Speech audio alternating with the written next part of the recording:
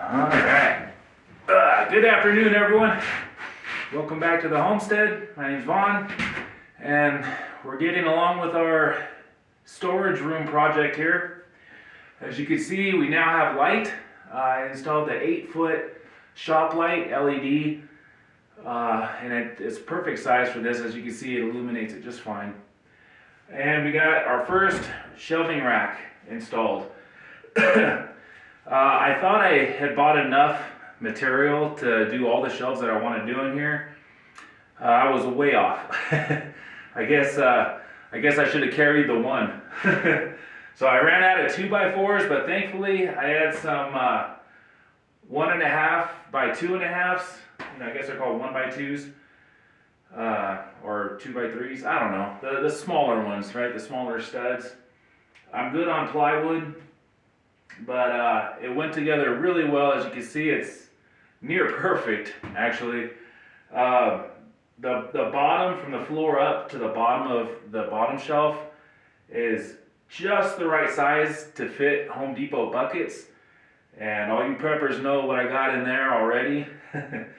Now, a lot of people say don't store your food like that. I've been storing my food for like this well over 10 years, and we're still eating on it. There's no issues with it. I think it really depends on your environment. If you're in an area that has high humidity all the time and high temperatures all the time, like Florida or South Texas, something like that, or Phoenix, yeah, there may be an issues, but we're a very dry climate up here. We get relatively small amount of rain, typically about 12 inches a year, which is nothing compared to some of you guys. You can get 12 inches in a day. So again, the way that I've preserved the dry goods, the dry foods that are in these buckets, I haven't had to throw any out at all. It's all been good. And I'm just going to keep doing it that way. As you can see on this side, I still have more. Those are going to go under the shelving unit that I'm going to build here next. But the cool thing is, using this dimensional lumber, number one, it limits how many cuts you have to make. And number two, it just speeds up the process. So these shelves are 2 feet by 8 feet. So basically out of a 2x4, I get 4 ribs, I've been calling them. The studs that go in between the front and the back. So these are all 16 on center with 1/2-inch OSB plywood on top, just like a wall, just like this wall you see behind me. It's very strong. I was actually using this as a ladder, and I'm 220 pounds, and it didn't move at all. It's secured to this wall, and it's secured to that wall.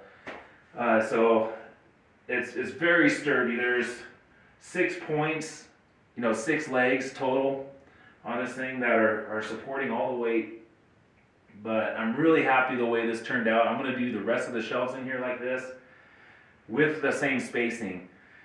The reason why I did the bottom spacing like that is solely for the buckets, but all these from the top of this shelf to the bottom of here is 16 inches exactly, which will accommodate my totes. I have those black plastic totes with the yellow lids that you buy from Home Depot. You guys know what I'm talking about. Those are about 15.5 inches tall. So they'll slide perfectly in there, and I can fit 4 per row and have enough room on the end to put the smaller black and yellow totes that I have. So all in all, we'll have 20 boxes being able to fit on these remaining 5 shelves. 1, 2, 3, 4, 5, yeah. Remaining 5 shelves. So actually, no, it'd be 4, it'd be 5, so it'd be 25 boxes. So 20 of the big ones and 5 of the small ones, which is a substantial amount of storage. And this is just 1 out of 4 racks I'm building. I'm doing another one, almost identical to this. It's just going to be about 4 inches shorter on this wall. And then on the west wall here, it's only 8 feet tall, whereas this is 10. So it's going to be 1 shelf less than this. So this is 8 feet tall. This one's going to be 7 feet tall. So I have enough room. I have about 12 inches from the top of the top shelf to the ceiling for more of those small boxes. Now, as far as the 2 end walls, not sure what I'm going to do yet.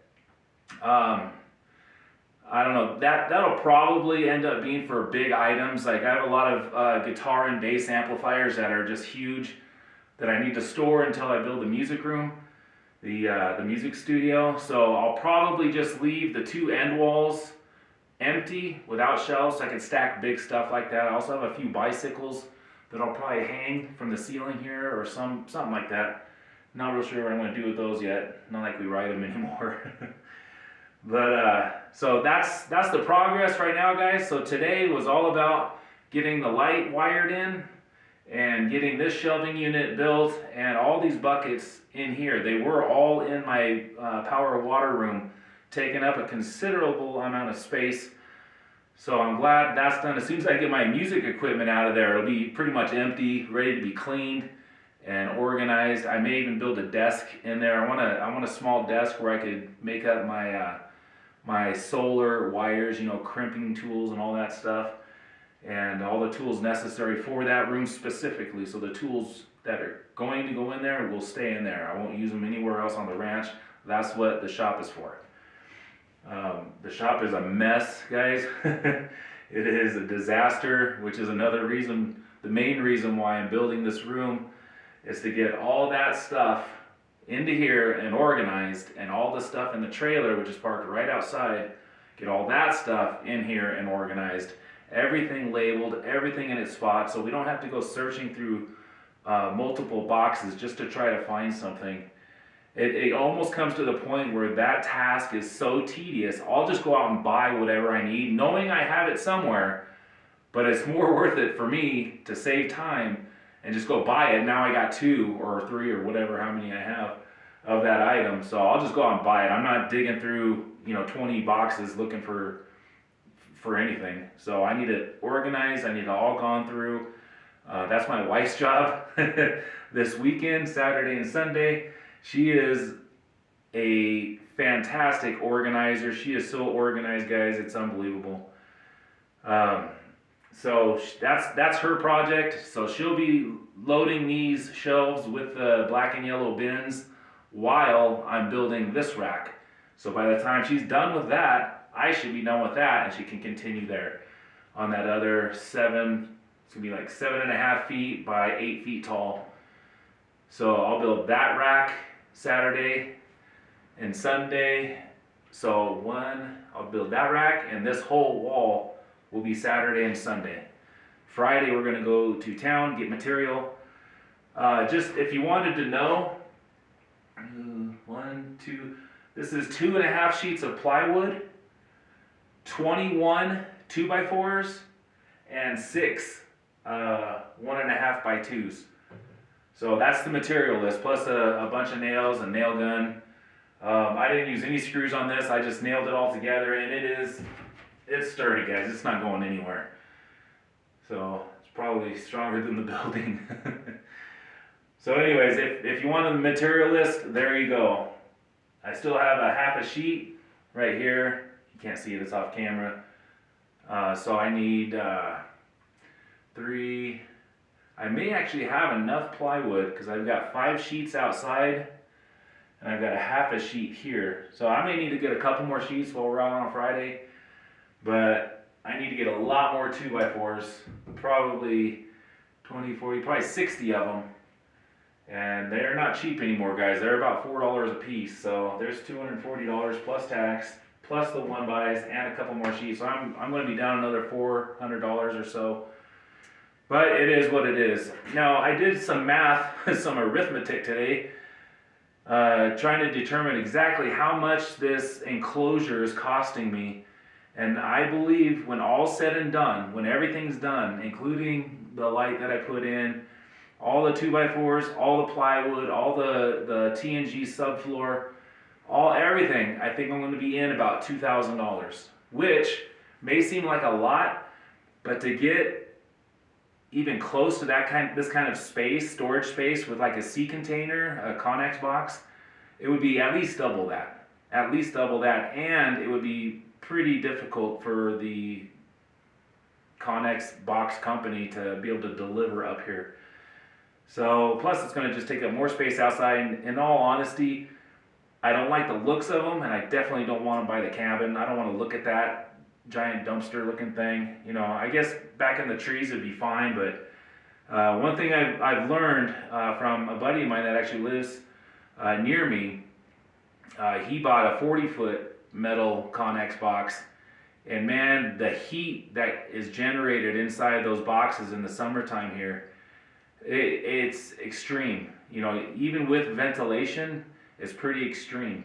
Speaking of ventilation, I did go ahead and purchase two galvanized steel vents. I believe they're like 12 by 16 that are going to go up high up into this building on either side, so I can get a cross draft. And also up, I showed you guys on the last video, the bird blocking I talked about. That's one thing I needed to do. When I made that video, you can see the light coming through. I think I've changed my mind on that, and if you guys are experienced framers and you know more about that than I do, what I'm going to do, I have this metal, really fine metal mesh. I think I'm just going to put a strip of it under there so the eaves themselves can ventilate, and bugs and birds and wasps and whatnot can't get in. So I'm thinking of leaving it open. What do you guys think about that? Again, so if here's the wall, the roof is overhanging, so it's not like rain's going to get in there. Bugs won't be able to get in there. The only thing that'll be able to get in is air. And I think in a room like this where there's no doors or windows other than the door that goes into the shop, I think the more ventilation the better. What do you guys think on that? Should I just box that in, or should I put that metal mesh over it to allow more airflow? I'm thinking airflow, but you know, maybe if a framer's watching this, someone that knows more about that than I do. Now I can frame, I've been building houses my whole life, guys, but primarily I'm a plumber, and that's it. But I can build. I've built many houses, but I don't know everything, especially when it comes to framing. I'm not fast at it, and it is what it is. It's not my specialty. My specialty is plumbing. I am a plumbing expert. There's no doubt about that. I've been doing it for 32 years. But framing, not so much. But that'll be the end of this video, guys. What do you think of the new storage shelving unit?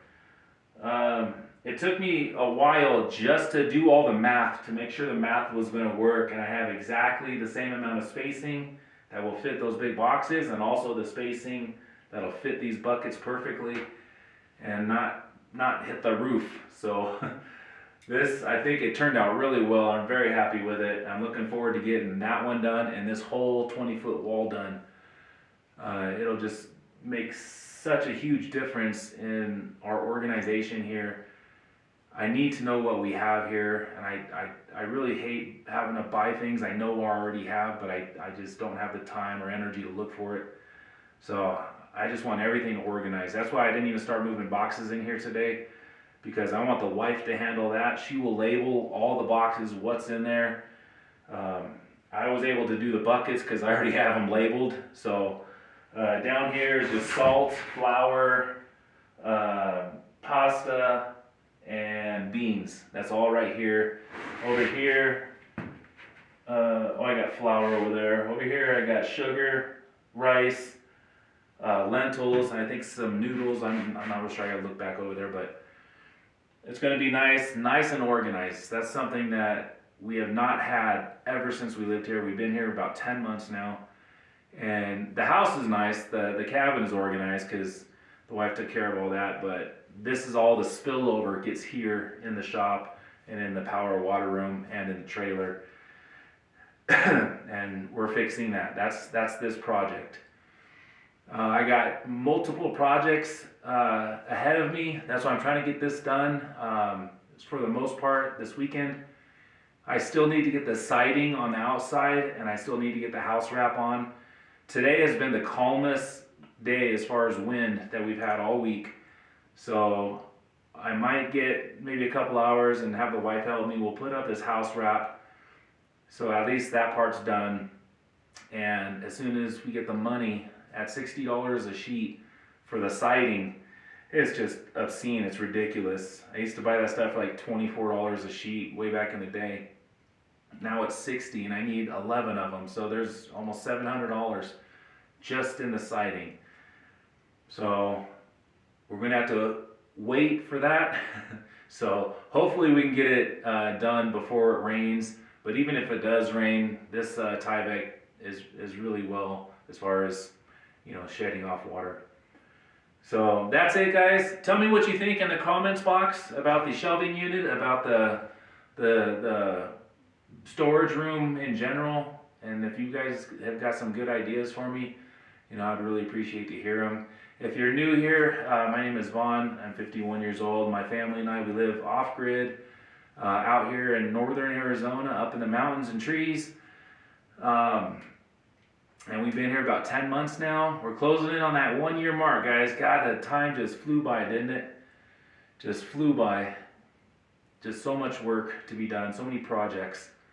But we are living off-grid here, homesteading. I was hoping to do gardens this year, but it's just not happening. We're gonna get all the infrastructure done first, all the little building projects done that we want to do, and then start on the garden. I still need to get another tractor out there. Just, it's all money, money, money, money, right? Money, money, and time. Lots of time. So try not to get overwhelmed if you're in the same situation.